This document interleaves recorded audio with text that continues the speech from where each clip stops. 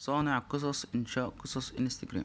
لو مهتم بالجديد والمفيد في عالم التطبيقات اشترك في قناتي، وأنا هقولك وظيفة كل تطبيق، مزايا وعيوب.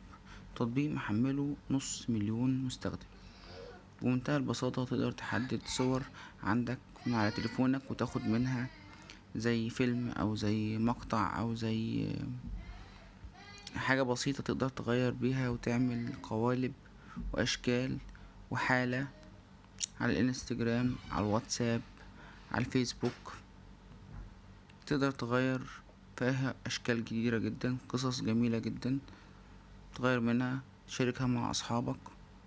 تطبيق حجمه صغير 13 ميجا، ووظيفته سهلة جدا وبسيطة، وتقييماته ممتازة. كل الناس اللي حملت التطبيق بتشكر فيه جدا.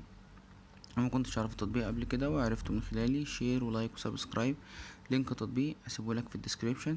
لو في اي تطبيق عايزيني اشرحه لكم شرح مفصل، شير ولايك وسبسكرايب، واستنوني تاني في تطبيق جديد في قناتكم.